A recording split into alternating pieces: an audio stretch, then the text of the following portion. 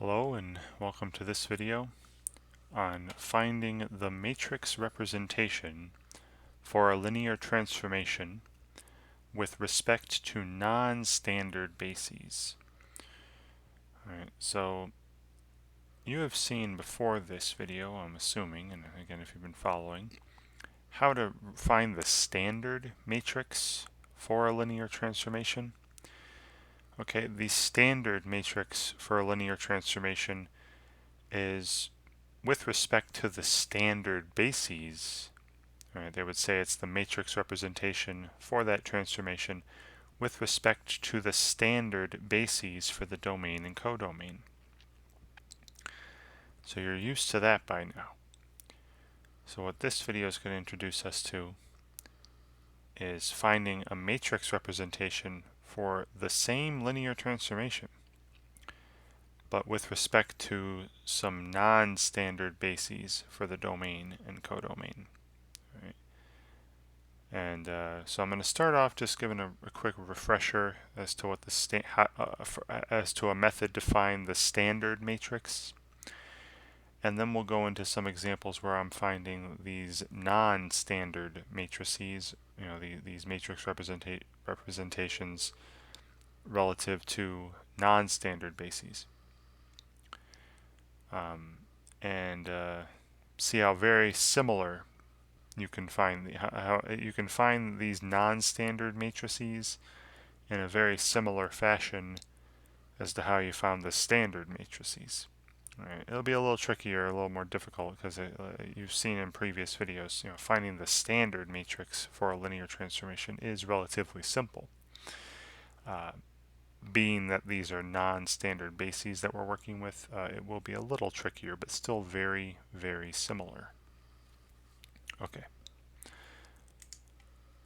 So, matrix representation of a linear transformation with respect to non-standard bases. Now, again, before I get into the examples with non-standard bases for a domain and codomain, I'm going to refresh your memory as to how to find a way to find the standard matrix, right, with respect to the standard bases for the domain and codomain. All right, so this should be a recall. A linear transformation, say T from U to V, had an associated, standard matrix. I usually called it A. Right? Had a standard matrix A such that, when I plugged, if I did T of, if I plug in the input vector U from vector space U, I could express the output as the standard matrix, A multiplied by my input vector. Right, and these were all relative to the standard bases of U and V. Right, the input were just coordinates. You could express that as coordinates relative to the standard basis for U, and then multiplying these two, getting up the product that'll make up the output. The output would be in coordinates relative to the standard basis for V. Now the way you could find this standard matrix was this. The images of the standard basis vectors of U relative to the standard basis of V are the columns of A. Forgot to write that. Are the columns of A. Right. So I take every standard basis vector from the domain, I plug it into the transformation, and I find the images, right? The images of those standard basis vectors of U, and then I write their coordinates relative to the standard basis vector of V, right? And those coordinate vectors will make up the columns of the standard matrix. And I've got a couple examples here this is just to refresh your memory as to how to find, one method to find a standard matrix for representation for a linear transformation. So here I have an example, a transformation T from R2 to R2. and it's written this way, and t of x1 x2 equals x1 plus x2 x1 minus x2, right? Two components to two components here. And notice that both the domain and codomain are the same set. They're both R2 here. They're both the same vector space. So I'm just going to write one standard basis here. This is the standard basis for the domain as well as the codomain. And the standard basis for R2 was those vectors, 1, 0, 0, 1. Remember the columns of the 2 by 2 identity matrix. And I'm going to call this standard basis like this fancy E here. So I'm just going to say E, all right, for the standard basis for R2. So when you're given a rule for a transformation, when you're given a rule, the input and output are assumed to be in terms of or relative to the standard basis, right? Usually if there's no subscripts, like if, see how there's no little b and no little c over here. If there aren't any subscripts telling you of some other basis that we're working with, just assume the standard bases for the domain and codomain. All right, so now we're going to construct the standard matrix for this transformation, right? The matrix representation relative to the standard bases. So first I'll find the images of the standard basis vectors of the domain. Right, I guess I should add that, right? Of the domain, even though they are both the same, domain and codomain. All right, so I take 1, 0. Find the image of 1, 0 under transformation T here. If I plug in 1, 0, you'll see I get 1 plus 0, 1 minus 0. I get the vector 1, 1. Now because this is Euclidean space, right, R2, when you have a vector in Euclidean space, those are also the coordinates relative to the standard basis, right? So 1, 1 are also, you could also throw a little e underneath this and it would be exactly the same thing, right? I'm not going to do that because, like I said, this is Euclidean space, and vectors in Euclidean space are already the same as the coordinate vectors relative to the standard basis. So you see how this is 1 of the first plus 1 of the second. If you took 1, 0 plus 0, 1, you'd get 1, 1, right? So these are already the coordinates as well, relative to the standard basis. And this will make up the first column, right? Because this is the image of the first basis vector. This will make up the first column of the standard matrix for this transformation. And then the second basis vector, 0, 1, plug that in. I'd get the output, the image 1, negative 1. And again, these are coordinates relative to the standard basis, right? If I took 1 of the first vector in the basis minus 1 of the second vector in the basis, if I took 1 of this plus negative 1 of that, I'd have 1, 0 plus 0, negative 1, giving me 1, negative 1. Right, so this vector is equal to its own coordinate vector relative to the standard basis. And being that it's the image of the second standard basis vector, this 1, negative 1 will be the second column of the standard matrix, right? So the standard matrix, which again I'm calling A, is equal to a 2 by 2 matrix where the first column is that first image, right, 1, 1. The second column is that second image, 1, negative 1. All right, and then how is this used, right? Again, we could rewrite our output here then, right? Again, this is you're assuming this input and this output are relative to the standard bases. I could rewrite this rule this way, right? We could rewrite T of x1, x2, again where my input has coordinates relative to the standard basis. I can write it equal. I can say it's equal to this standard matrix, right, the 1, 1, 1, negative 1, multiplied by that same input vector. And if you were to multiply these out, you would get this back. You test that out. Take this 2 by 2 matrix, multiply by this 2 by 1. You'll get this 2 by 1 up here with the x1 plus x2 and x1 minus x2 components.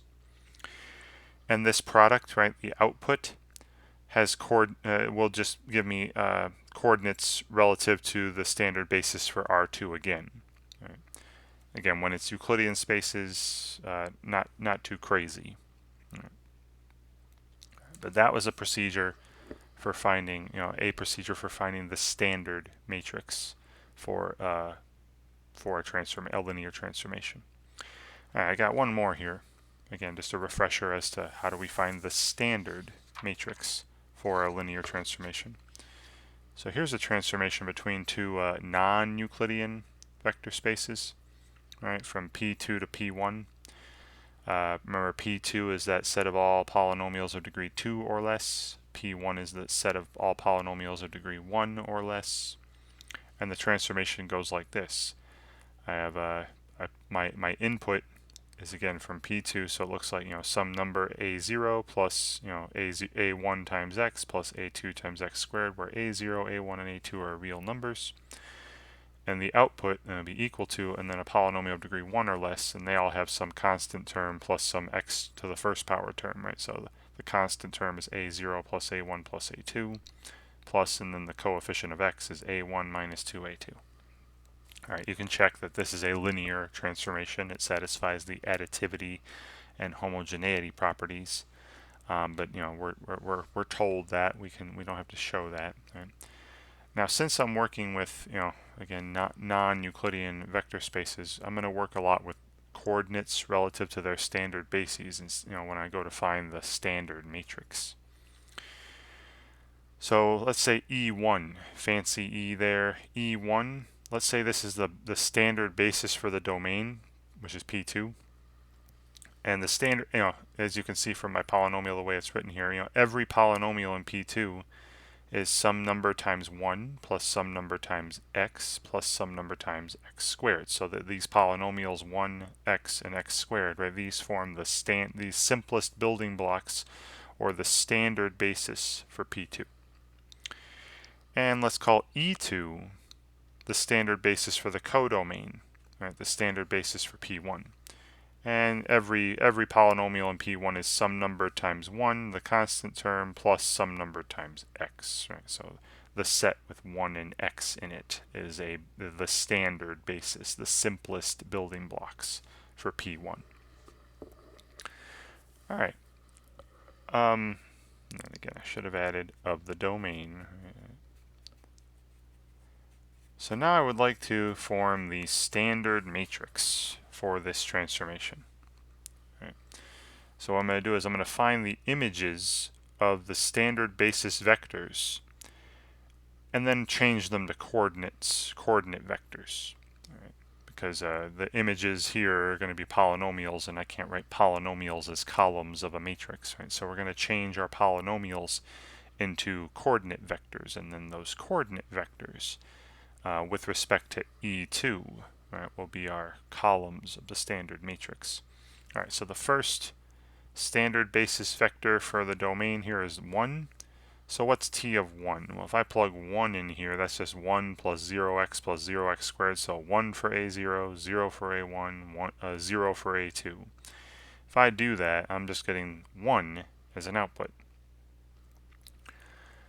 Now 1, the polynomial 1, the coordinates of 1 relative to basis E2, that's just 1 times 1 plus 0 times x.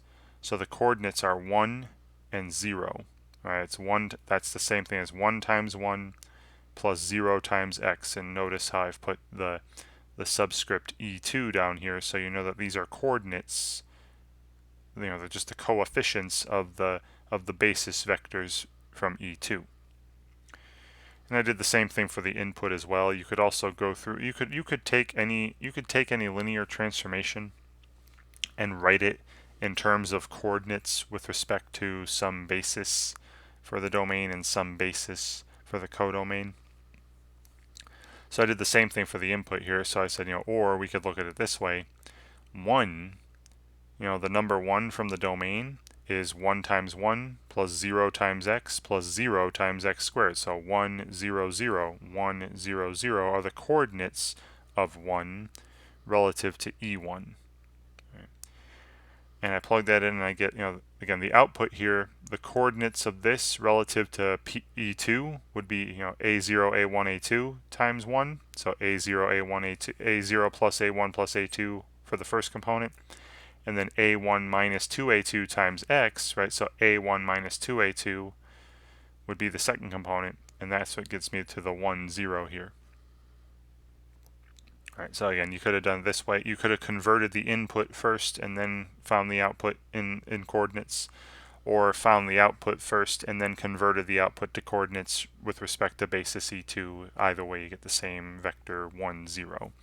And this vector 1, 0 here, this coordinate vector, is going to be the first column of my standard matrix, right? Because again, I'm working with the standard bases. All right, so same thing for t of x, right? The second basis vector from the domain, the standard basis of the domain, E1. T of x, which if you convert x to coordinates would be 0, 1, 0, relative to basis E1. Or you just plug x in and you get 1 plus x as the output, right? Because again, a0 would be 0, a1 would be 1, a2 would be 0. Plug those in. You're getting 1 plus x as the output. And then I'd like to convert this to its coordinate vector relative to E2, right? The basis for the outputs, the basis for the codomain. Well, that's 1 times 1 plus 1 times x. So 1 and 1 are the coordinates. So I got this coordinate vector with 1, 1 here. And again, little e2 as a subscript to let me know that these are actually, the coefficients of these two standard basis polynomials that make my output. All right, and there's the second column of the standard matrix. And then I would plug in, I plugged in 1, I plugged in x. Now I plug in the third standard basis vector from the domain, from E1 there, x squared. All right, and in doing that, t of x squared would just be 1 minus 2x if you took it through the rule. T of x squared would be 1 minus 2x. If you change this, let me do this. Okay, if you were to change x squared to its coordinates relative to the E1, it'd be 0, 0, 1, right? 0 times 1, 0 times x, 1 times x squared is what I've got here. So there's the coordinates relative to basis E1 for my input. I plug it in, I get 1, negative 2, which again is just the coordinates of the output relative to basis E2, relative to the basis for the codomain. Right, it's 1 times 1 plus negative 2 times x, just the coefficients of these are the coordinates. And again, a little e2 here to let me know that these are coordinates relative to this basis. And there's the third column of this matrix, right? So then looking at all three of these, right, those are the only three basis vectors. We get first column 1, 0, second column 1, 1, third column 1, negative 2. So the standard matrix, again, I'm calling it A again, is this 2 by 3 here with 1, 0, 1, 1, 1, 2. These are the images of the standard basis vectors of the domain, but translated to coordinate vectors relative to the standard basis for the codomain. Right, 1, 0, 1, 1.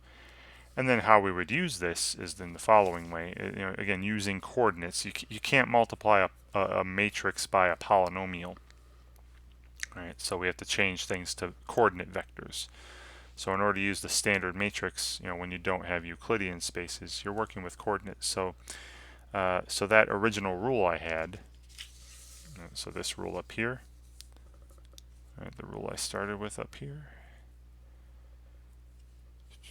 this rule, I could express the coordinates of this relative to the standard basis for P2 would be a0. I have a0 times 1, a1 times x, a2 times x squared. So a0, a1, a2. There's the coordinate vector.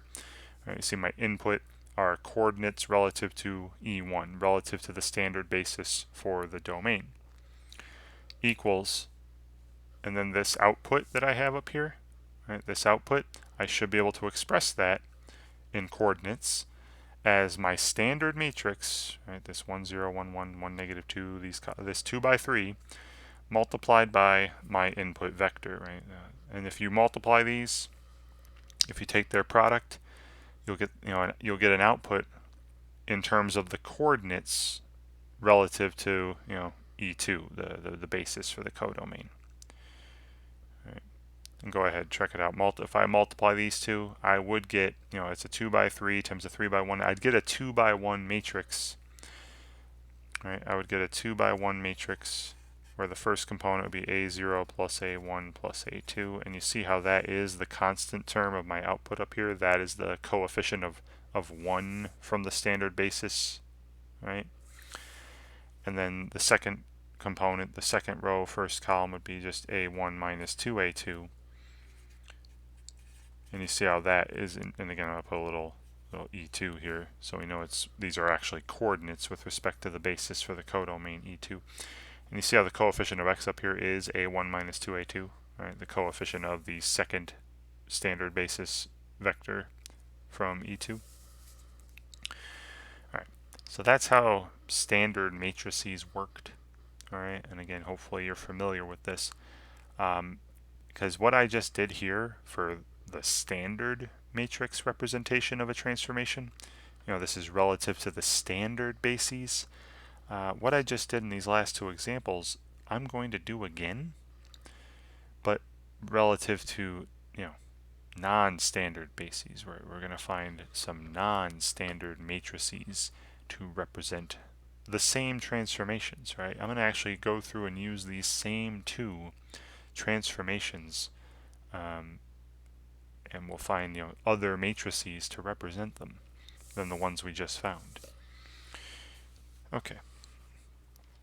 So like I said, the same thing, right? The same thing can be done relative to non-standard bases of the domain and codomain. Alright, so here we go. Right. So you're going to be introduced to some new notation here, alright, for a non-standard matrix. So let T be a transformation, right, from U to V, vector space is U to V, be a linear transformation, and they had their standard bases, sure. All right, every vector space has a standard basis, but then suppose we have some non-standard bases also associated with these vector spaces, and there are, right? Every vector space, a basis is not unique, right? You have a standard basis, there are many non-standard bases as well. So I have a transformation T from U to V, a linear transformation. And suppose this set B, made up of some vectors, n vectors from U that are linearly independent and also span U, U1, U2, U3, to Un. Suppose B here is a basis for U, right? That means that every vector in U can be written as a linear combination of these n vectors, and these n vectors are linearly independent. Also, suppose C is made up from some vectors, m vectors from vector space V, the codomain, V1, V2, Vm. Suppose C is a basis for V. Again, what that means is that every vector in V can be written as a linear combination of the vectors in C, and these vectors in C are linearly independent, right? You cannot write any of these as linear combinations of others. Alright, if this is the case, you're starting off with something like this, then there is a matrix representation of the transformation of T with respect to bases B and C. And the notation for this is, you put little matrix notation here, little brackets on either side of the name of the transformation. Alright, so inside the brackets I have the name of the transformation.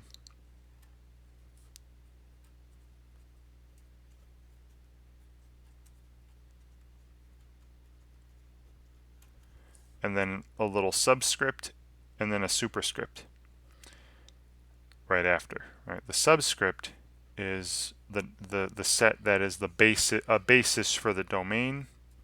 Right, this is the basis for the domain down here. And up here, C, right, that's your basis for the codomain.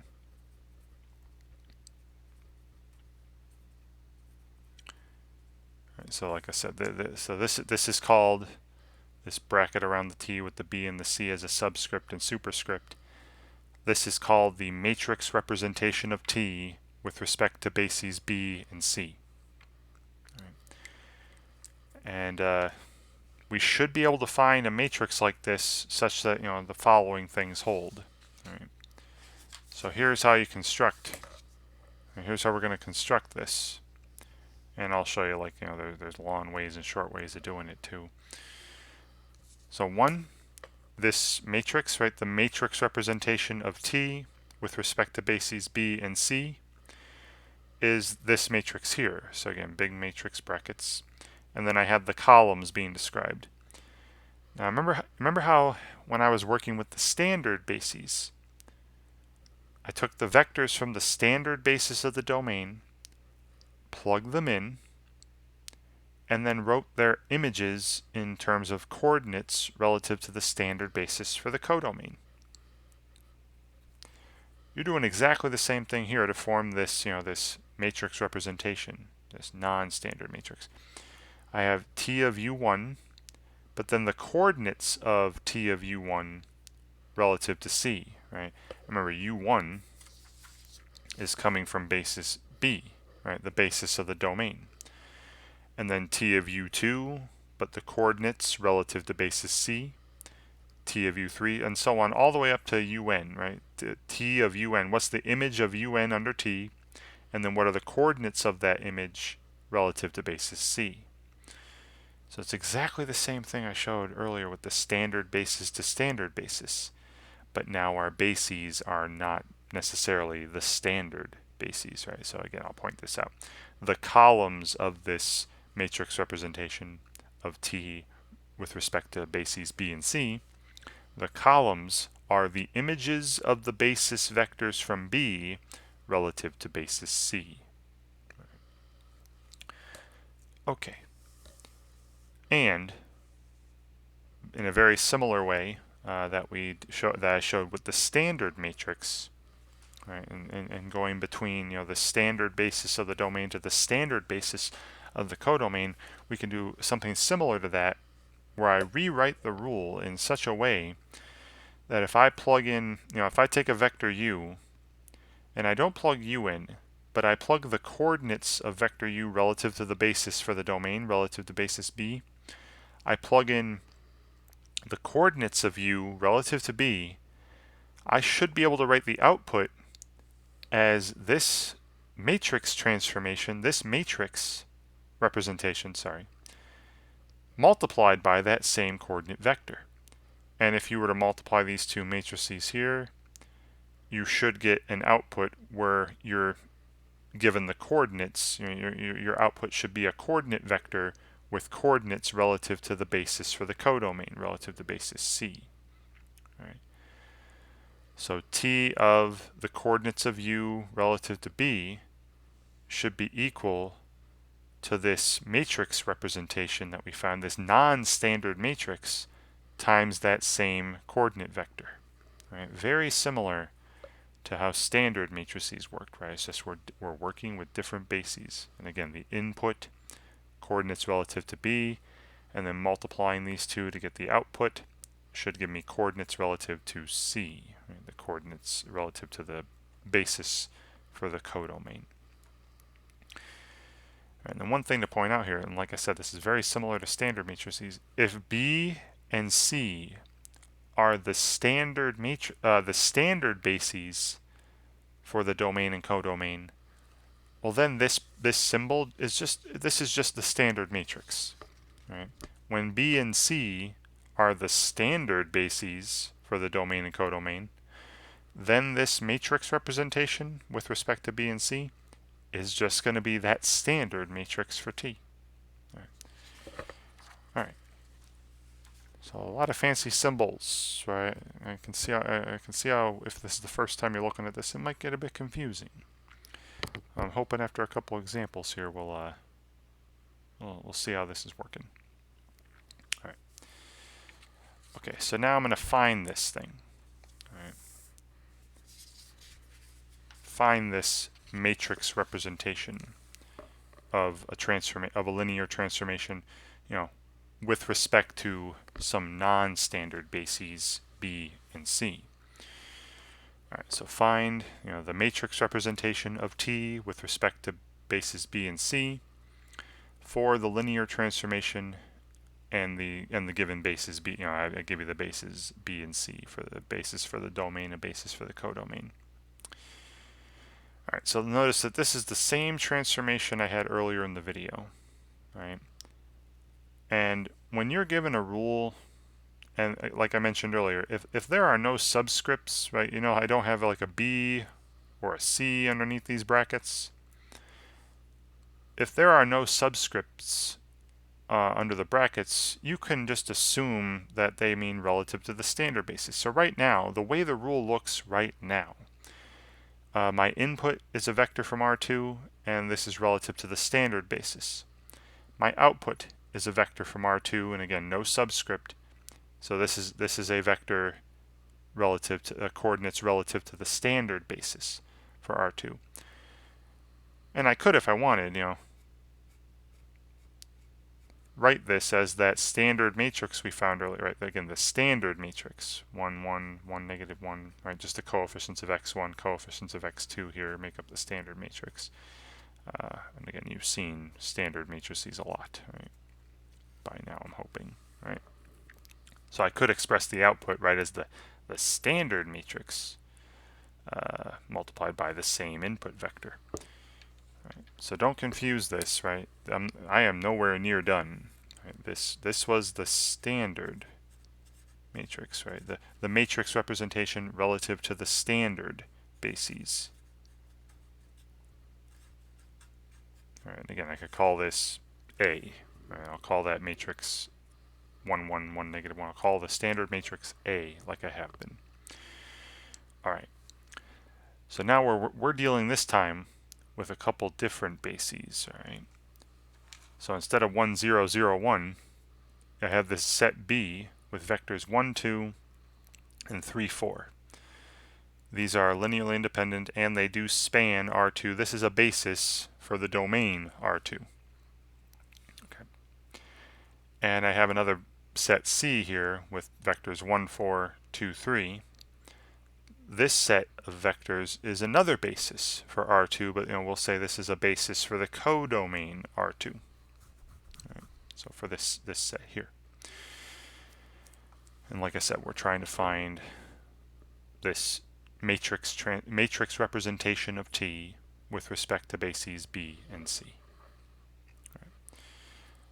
So now I'm going to find as I did before, I'm going to find the images of the vectors from B, right, from the bases for my domain.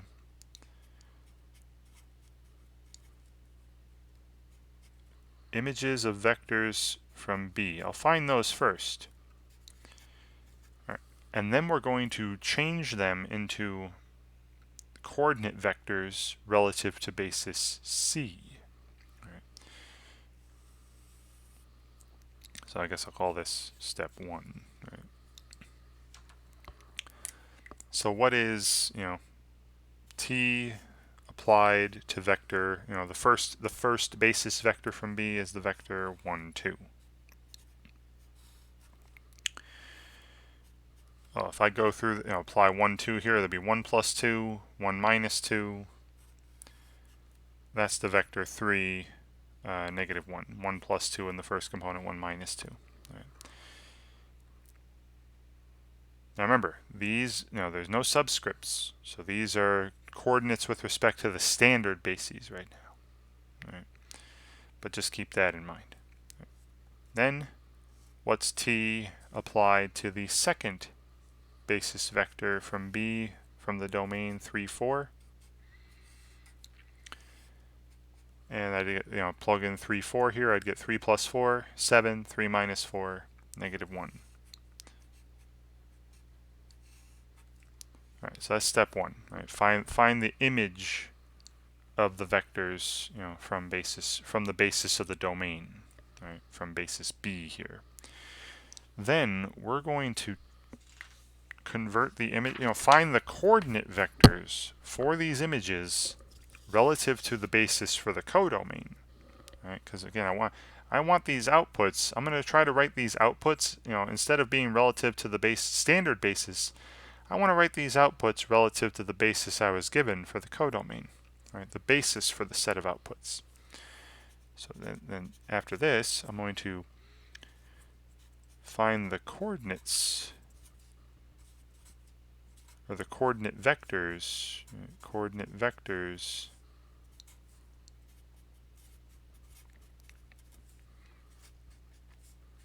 of these images relative to C, or with respect to C. All right. So let's take a look at 3, -1. All right. So remember what I mean when I'm talking about coordinates relative to C.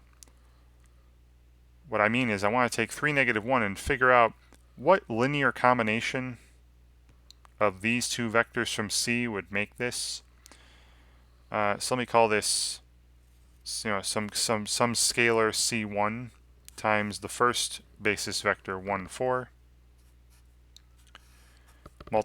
plus, and then C2 times the second basis vector 2, 3. What are C1 and C2 such that this will be equal to the vector 3, -1, right? That image of the first basis vector from B.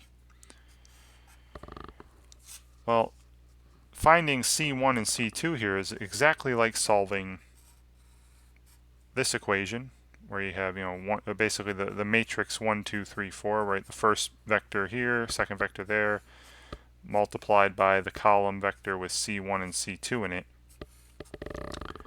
And, I want to know when is this equal to 3, -1, right? So I'm solving this, for a C1 and a C2.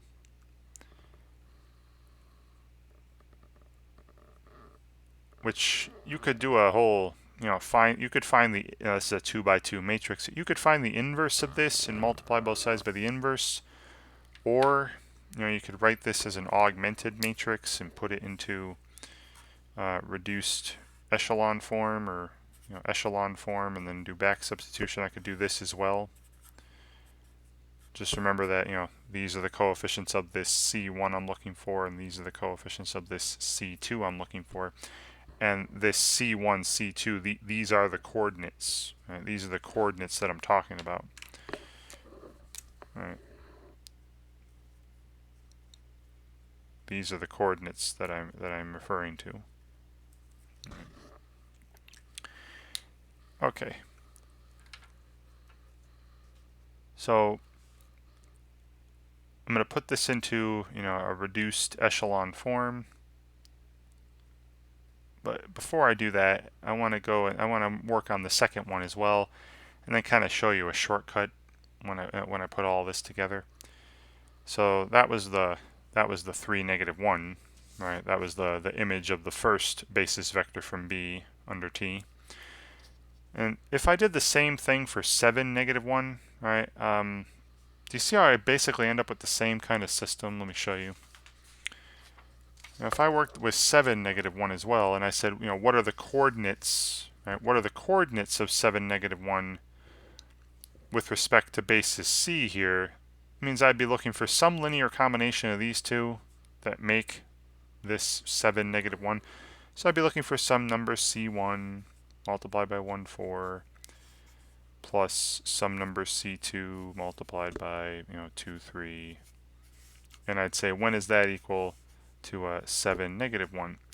And you see, I would end up with the same system. Like I'd be making the same augmented matrix 1, 4, first column, 2, the coefficients of C1, coefficients of C2 equals, and then this 7, -1 over here. So you see how I'd be making that? So instead of doing each one separately, right? Do you see how the left side of these are the same matrix? Right? They're the matrix with the column. The columns are just the vectors from C, right? That's that basis C. And the right side are just those images. And if you want, you could solve each one separately, but it would involve the same steps, right? Because to put this in reduced echelon form, these are the same matrices on the left here of the bar. To put these matrices on the left side of the bar in reduced echelon form would take the same steps. So instead, we can do both at the same time.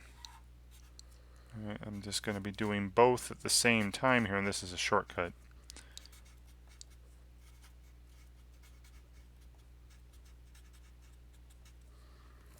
Just being sure to put them in the correct order. All right, make sure you, because this was the first image, right? Remember, this was the image of the first basis vector from B, and this 7, -1, that was the image of the second basis vector from B.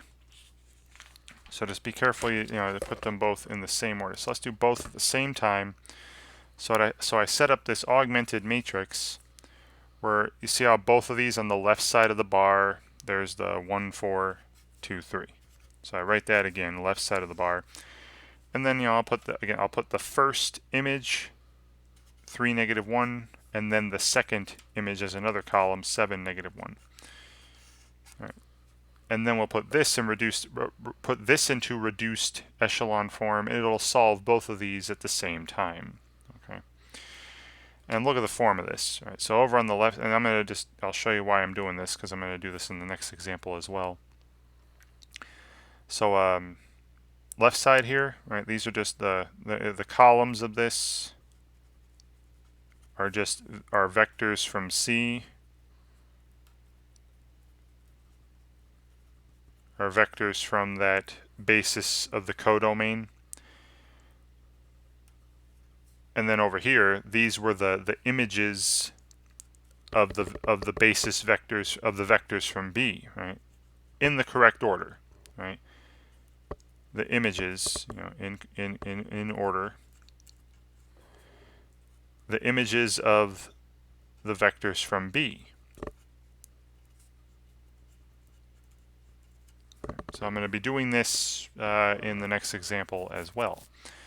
Now I'm going to put this into reduced echelon form, and thus solving both of these at the same time.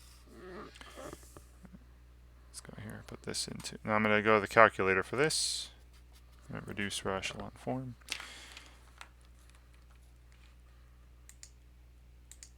Alright, so you go to the matrix, over to edit, and this is the augmented matrix here is a 2-row 4-column matrix, right? 2 by 4.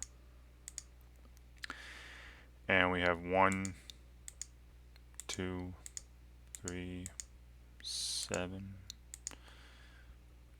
4, 3, -1, -1. Alright, get out of here, quit, go back to the matrix, over to math, scroll until you see REF, not just REF. And then back to the matrix and matrix A, that 2 by 4. Alright. So, and if you want to change those to fractions, fine. Those aren't that bad, though. I know what those are as fractions. So we have here 1, 0, 0, 1, right? The identity matrix on the left. Then negative, 2.2, that's 22 tenths, so 11 fifths. And then negative 4.6, so 46 tenths or 23 fifths. Then 26 tenths or 13 fifths as a reduced fraction. And then 58 tenths, 5.8, or 29 fifths, right? Okay, so this is telling me, right, that these, right, these here,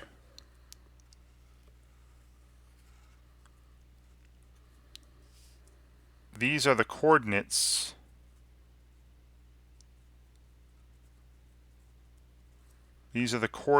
of that vector 3, -1, right, that first image relative to C. Right, relative to C. And check that out, right? If you were to take negative 11 fifths times 1, 4, right, that first vector from C, And 13/5, right, would be the C2. Remember, this is C1 equals this, C2 equals this, right? And 13/5 of 2, 3, you would get 3, -1 back. You would. And then the next column, these are the coordinates of that second image, that 7, -1, right? That second image of, the image of the second basis vector from B relative to C.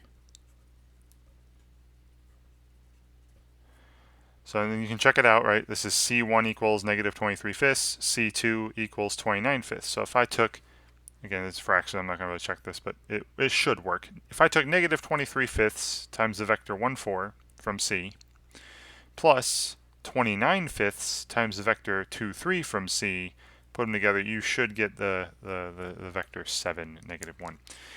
And these are exactly what I'm looking for. This 2 by 2 matrix here on the other side, this is that matrix representation of T relative to bases B and C. Right. So the the non-standard matrix, the matrix representation of T with respect to bases B and C is this 2 by 2 matrix right here, right? -11/5, 13/5, first column, and then second column, -23/5, 29/5. Right. And there you go. All right, and then how does this, let's see how this works. All right, let's see how this works. Now, just for the showing you how it works part, I noticed that each one of these has a fifth in the bottom, so I'm going to do this. I'm going to pull a fifth out of here and make it a fifth times, and then the matrix -11, -23, 13, and 29. Okay, just for some calculation, make calculations easier. Now let's see how this is used. All right. So let's go back to the rule.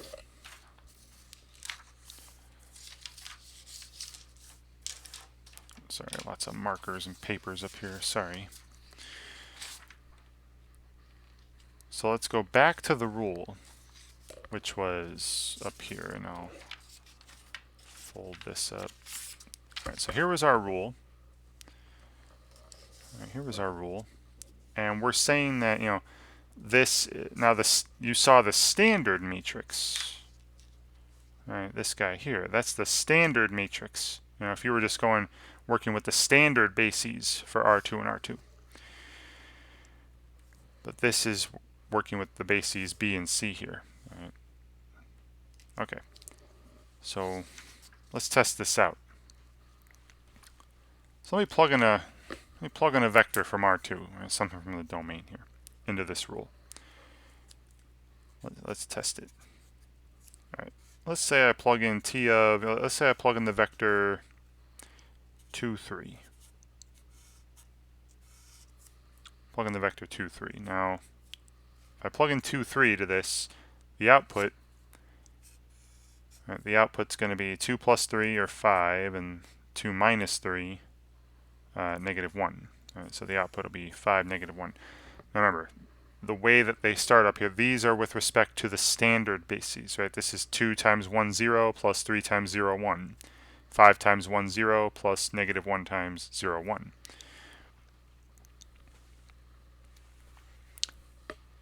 What this matrix representation of T with respect to B and C is used for is for when you have coordinates in terms of B and C. All right.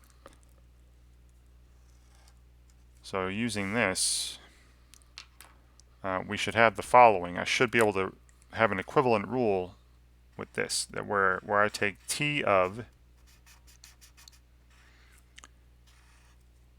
that's terribly faint. I take T of, and then the coordinates, some coordinate vector, say coordinates of some vector x, or vector u, or whatever you want to call it, with respect to basis B, I plug this in, and the output should be equivalent to the matrix representation of t with respect to b and c multiplied by that same coordinate vector. All right. So what I'm going to do to show that this is happening, I'm going to find, we'll take 2, 3 here. I'm going to find the coordinates of 2, 3 relative to basis b. All right. So let's find the coordinates of 2, 3 relative to basis b.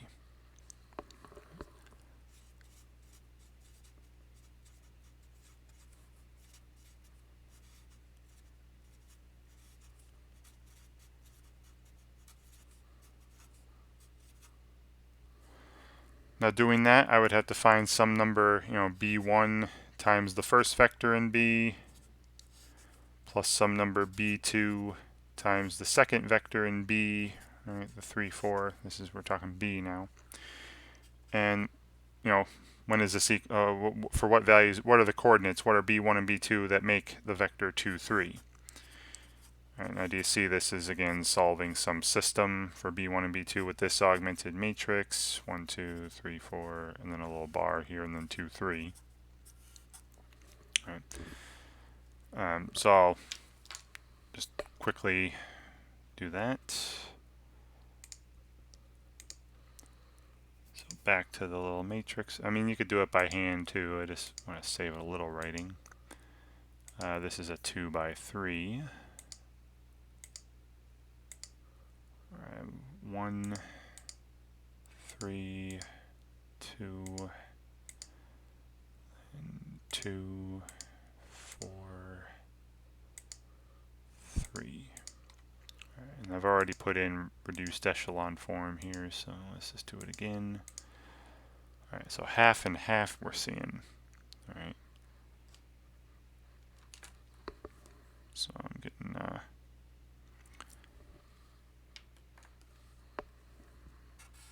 1, 0, 0, 1, 1 half, 1 half, right? The 0.5, 0.5. So the coordinates, right? This half, half here. These are the coordinates of 2, 3 relative to b. Right, so the coordinates of vector 2, 3 relative to b is equal to half, half. Right. Again, and try it out. Take half of this first vector plus half of the second one. You'd have a half plus 3 halves is 2, right? And then 1 plus 2 is 3. It works out, right? Half of the first vector from b plus half of the second vector from b will be the vector 2, 3. So this is going to be my input. All right, this is going to go here, right?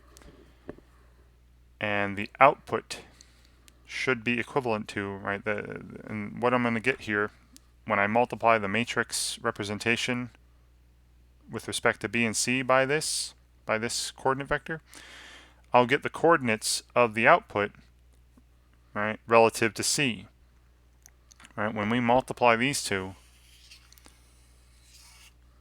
this should give me the coordinates of the original output.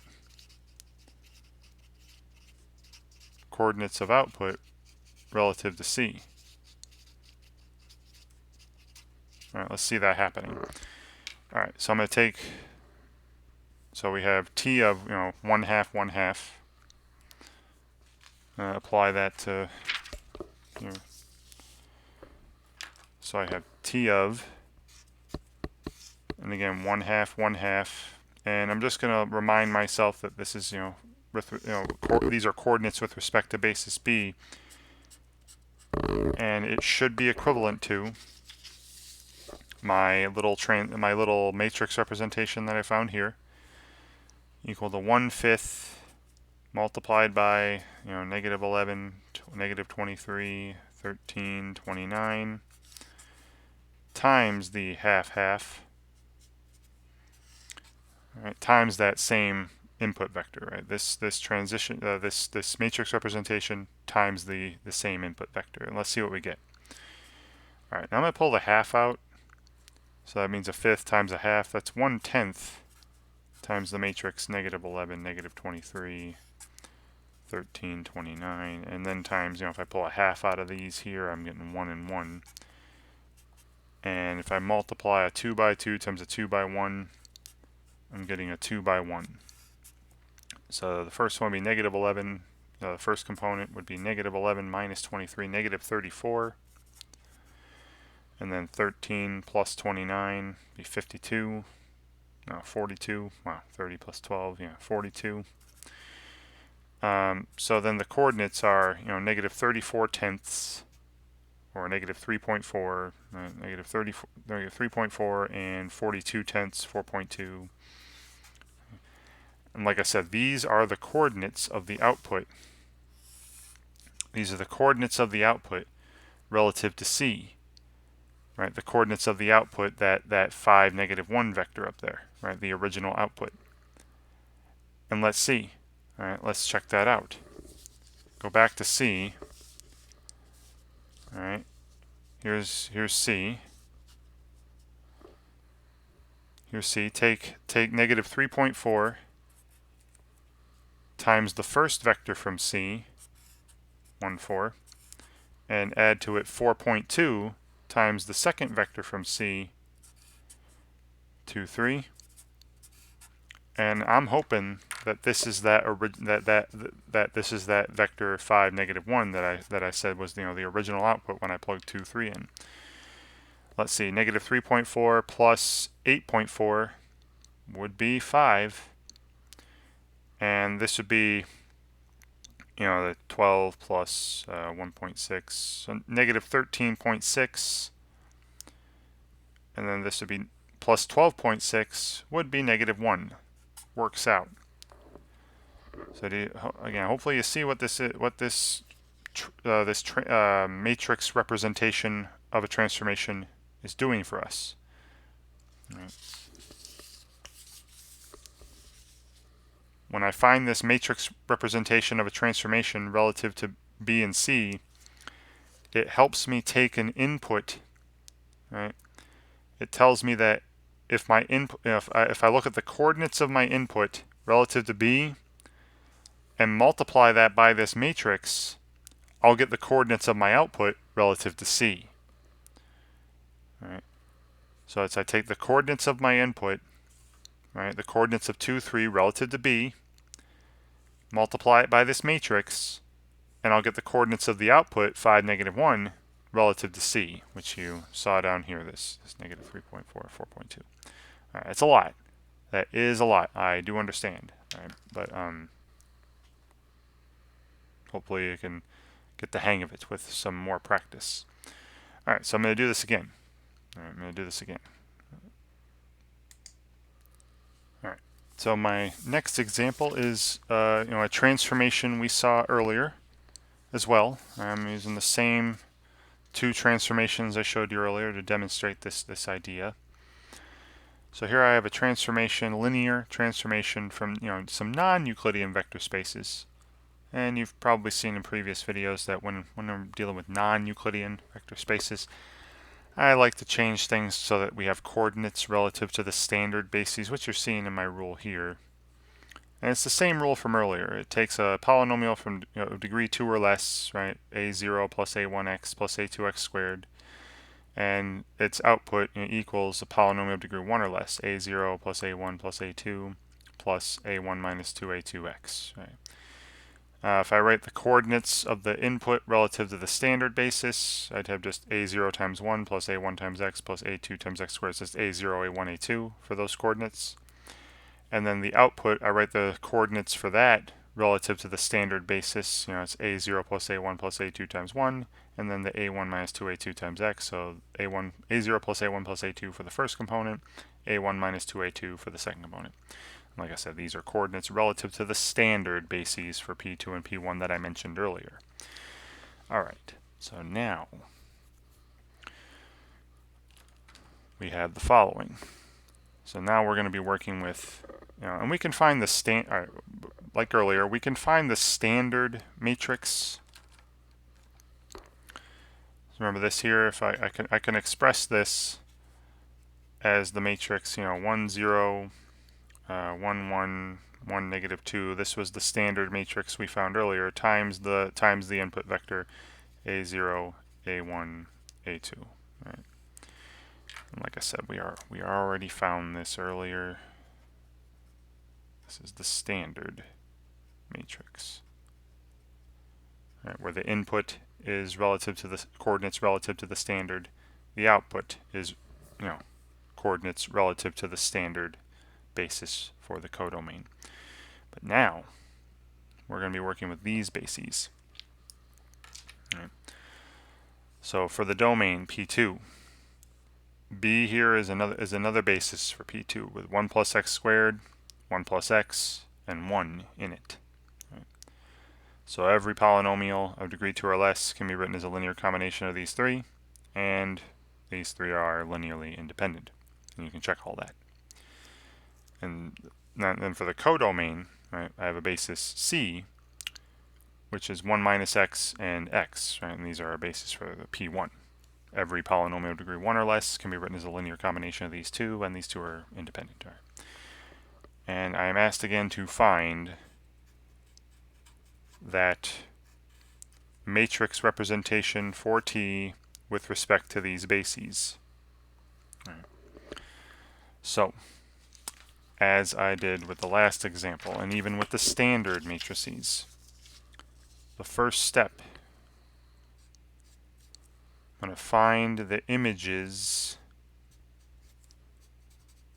and find the images of vectors from B, right, of vectors from the basis for the domain.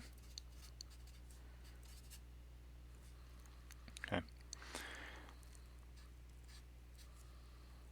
And I'm going to do it with coordinates, right, relative to the standard basis. The first vector from B is 1 plus x squared. Now I could do this. I could say T of 1 plus x squared. I could actually plug it in the way it is, right? Plug it into the rule. That 1 plus x squared means A0 is 1, A1 is 0, and A2 is 1, right? So I'd have this, I'd have 1 plus 0 plus 1. I'd have 2 for the coefficient, the constant term, plus, and then A1 is 0, and then minus 2 times minus 2x. I'd have 2 minus 2x, right?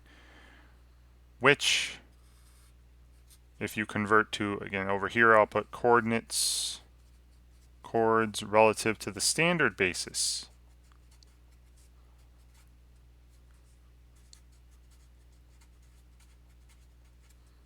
We have 2, negative 2.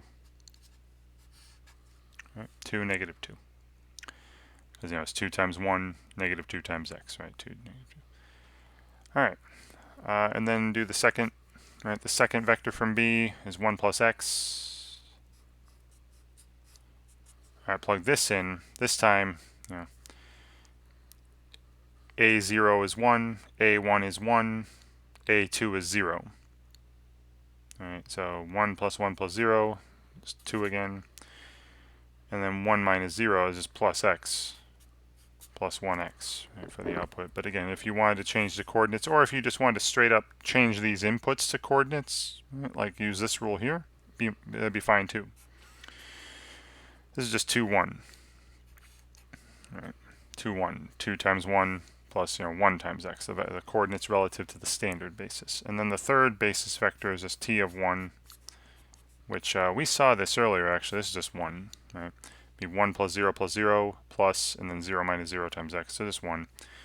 And then that is 1, 0, right? 1 times 1, 0 times x. So here are the three columns for, remember these were the three columns, well, these aren't going to be the three columns for the standard matrix, right?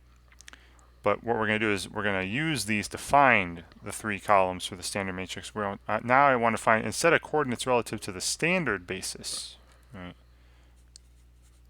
Instead of having these as coordinates relative to the standard basis, I would like to now write these as coordinate. What are the coordinates of these vectors relative to C, right? The basis for the codomain, right? This C. All right, so yeah, step 2. Find coordinates of these images.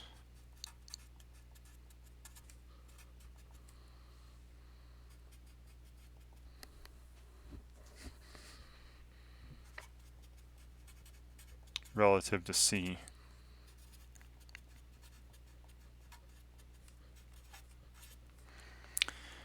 All right. So I'm going to do exactly what I did last time. All right. But cut to the shortcut. Make the little augmented matrix. On the left side were, remember the columns of the left side of before the bar of the augmented matrix were the vectors of C. Now I can't write polynomials. I can't write 1 minus x. I'm going to write the coordinates, right, of C relative to the standard basis. All right. So the standard basis for P1 was that 1 and x. So this is 1 times 1 minus 1 times x, so 1, negative 1. Those are the coordinates of 1 minus x relative to the standard basis for P1. Then the second vector in C, x, that's 0 plus x. So 0 plus x, 0, 1. And then those are it. And then the bar. All right, and then on the other side, it's like, again, I'm going to be basically solving all 3 of these. What are the coordinates of all 3 of these vectors relative to these 2? So again, in order, 2, negative 2, 2, 1, 1, 0. And solving, putting this into reduced echelon form will solve all 3 of these. Find the coordinates for all 3 of these relative to basis C here. All right, now this one is pretty simple. All I need to do is add the rows, right? Because see, if I add them, I'll have one leading one with zeros below it and above it, and then a 1 here and zeros below and above it. So to put this into reduced echelon form, I simply would add row 1 to row 2 and get a new row 2 and give me this 1, 0, 0, 1, and then adding in a bar, right? And then adding these two, and the first row is not changing. It's the second row that's changing. 2 plus negative 2, 0. 2 plus 1, 3, 1 plus 0, 1.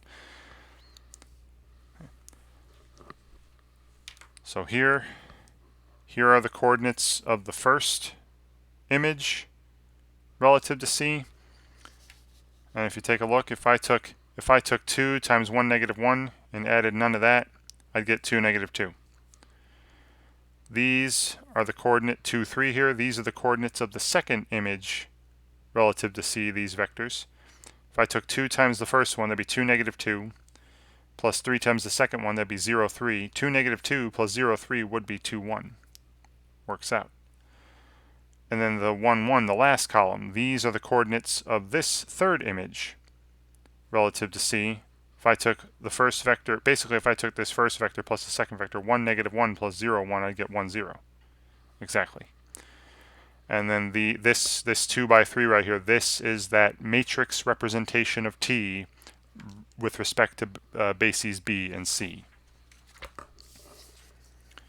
All right, so our matrix representation of T with respect to bases B and C is this 2 by 3 vector here with columns 2, 0, 2, 3, 1, 1. All right, and that's what I was asked to find. Now, again, what I'm going to do for the last part of this video here is just check it with one example. All right, so what I'm going to do is go back to the rule here. There's the rule. All right. Oops. And I'm going to plug in some polynomial degree 2 or less. So let's check it. Let's test it. This isn't going to prove anything, but just to see if it looks like it's working. So I'm going to take T of, let's just go,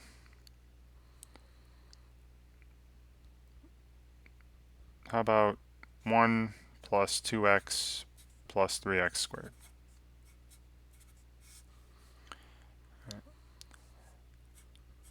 this is going to give me 1 plus 2 plus 3, that'd be 6 plus, and then 2 minus 6, so negative 4x. Now if I put these in terms of coordinates relative to the standard basis for P2 and P1, that'd be 1, 2, 3 here. And this with relative to the standard basis, it'd be 6, negative 4 here.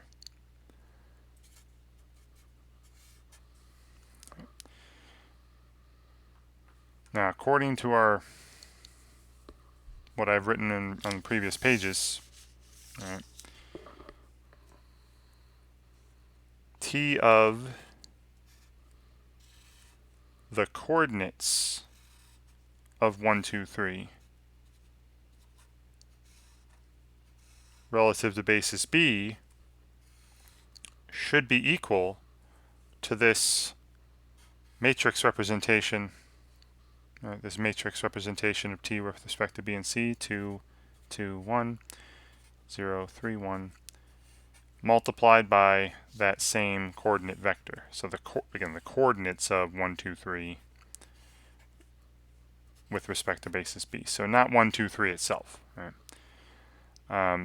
So I'm going to go and find the coordinates of 1, 2, 3 with respect to basis B. Right? And we'll multiply that. Let's see. There's basis B. Right? Right. So this coordinate vector, I'm going to find what times this plus what times this plus what times this would give me the basically x 1 plus 2x plus 3x squared. So I'm going to go to the calculator here and put in each of these. This is going to be like 1, 0, 1 if I put it with respect to the standard basis, right? Relative to the standard basis. This is 1, 1, 0, and this is 1, 0, 0. Those will be the first 3 columns on the left side of a bar, and then I want 1, 2, 3 on the right. Right? So I'm going to make a 3 by 4 matrix.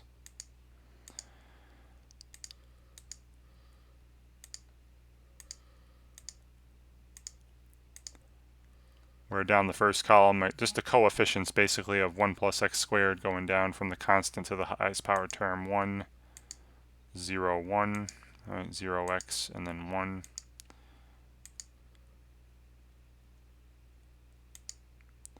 And then the second column going down, the coefficients of 1 plus x, basically the coordinates relative to the standard basis 1, 1, 0. Down the second column. And then down the third column, coefficients of 1, again starting with the constant term 1, 1, 0, 0. Those are the coordinates relative to the standard basis for the polynomial 1. Oops, I wanted to do the third column, 1, 0, 0. Right. And then the last column is this 1, 2, 3, right? I want to know what are the coordinates of 1, 2, 3 relative to these 3 vectors here, right?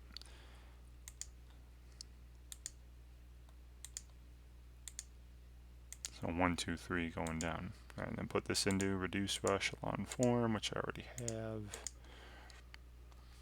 All right, so there they are, 3, 2, negative 4. All right. So we're saying that T of 3, 2, negative 4, and again, don't forget that these are coordinates with respect to relative to basis B here. This should be equal to 2, 2, 1, 0, 3, 1 times 3, 2, negative 4. All right. And what I'm going to get here is the coordinates of 6, negative 4, the coordinates of my original output. All right, a little double bracket here. The coordinates of 6, negative 4 relative to basis C. All right, let's see what I get when I multiply these. All right, this is a 2 by 3 times a 3 by 1. This will be a 2 by 1. And then there'll be like the first row, first column here. 6 plus 4 is 10, minus 4 is 6. And then second row, first column, you have 0 plus 6 minus 4, it's 2. And let's double check, are these is 6, 2. Are these the coordinates of 6, negative 4 relative to C? So I'm checking this on the next page. So if I took 6 of the first vector from C, which is 1 minus x,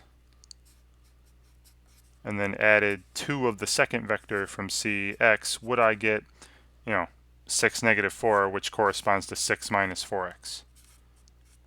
And yes, indeed, I would. 6 times that would be 6 minus 6x, and then plus 2x would be 6 minus 4x. It works out. All right. So again, that's what this matrix representation is for. It's if I had the coordinates of my input. Right? If I had, the 1, 2, 3 was my input. If I have the coordinates of my input relative to the basis for the domain and multiply it by this matrix representation, I'll get the coordinates of my output relative to the basis C, the basis for the codomain. Right? So I'll write that one more time here. Just so the key thing is this. The key thing to take away from this video at the end here is this: T of the coordinates, and we have some transformation from U to V that's linear, okay. T of some, if you take an input, take some vector U, but write the coordinates with respect to basis B, right, where B is a basis of U. This is going to be equal to, the coordinates of the output, right, whatever T of U is, with respect to basis C. But how do I find these? How do I find the coordinates of the output with respect to basis C? The way I find it is I take that matrix representation of T with respect to bases B and C and multiply it by the coordinates of my input vector with respect to B. That, I know that sounds like a lot. You saw me do 2 examples here, and it took a while. But this is what this matrix representation is used for. Right? What it helps us find. Helps us find the coordinates of the output relative to the basis for the codomain. Okay, so hopefully, it was only 2 examples, but you saw how long it took. They can take a bit, especially if you don't know what you're doing. I would recommend reading through the book. I was actually doing a couple examples here that were in a text that I've been teaching out of. Maybe find some other things online about finding the matrix representation for a linear transformation relative to non-standard bases, like this B and C here, and see if you can find something else. But I'm hoping this made sense, the first couple here. And this is going to come back in the next video I put out as well. All right, we're going to talk about the what's called the fundamental theorem for matrix representations. So this matrix representation for a transformation relative to non-standard bases is not going to go away anytime soon. All right, so I hope you enjoy practicing problems like that, get the grasp of it, and thank you for watching.